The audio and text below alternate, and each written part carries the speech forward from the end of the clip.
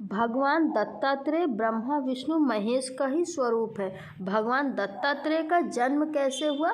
पौराणिक कथाओं के अनुसार महर्षि अत्रि मुनि की पत्नी अनुसुईया के पतिव्रत होने की चर्चा जब तीनों लोकों में होने लगी, नारद जी ने अनुसुईया के पति धर्म की सराहना माँ लक्ष्मी, माता पार्वती और माँ सरस्वती से की।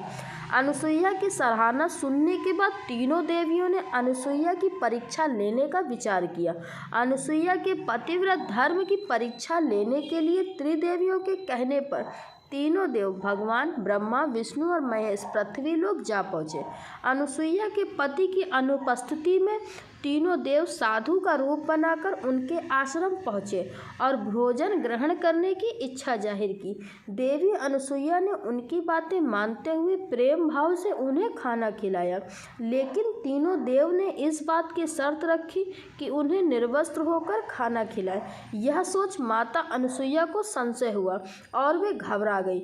इस समस्या से निकलने के लिए वे ध्यान लगाकर अपने पति का जैसे ही स्मरण किया, तभी साधु के रूप में आए तीनों देवता अपने रूप में प्रकट हो गए। यह देखकर माता अनुसुईया खुश हुई और उन्होंने जैसे ही कमंडल से जल निकालकर तीनों साधुओं पर छिड़का, वैसे ही वे तीनों देवता 6 माह के शिशु बन गए। तब माता ने शर्त के मुताबिक उन्हें भोजन ग्रहण करवाया।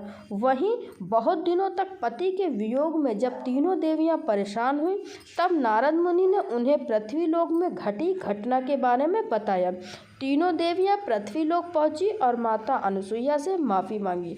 तीनों देवों ने भी अपनी गलती मानकर माता अनुसुईया की कोख से जन्म लेने का आग्रह किया, जिसके बाद तीनों देव ब्रह्मा, विष्णु और शिव ने दत्तात्रेय के रूप में देवी अनुसुईया की कोख से जन्म लिया।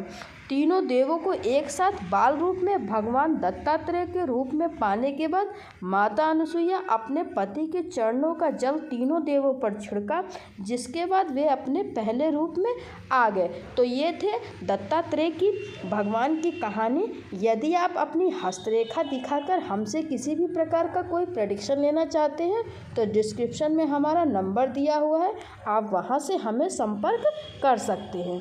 तो जय दत्तात्रेय भगवान की। ओम नमः शिवाय।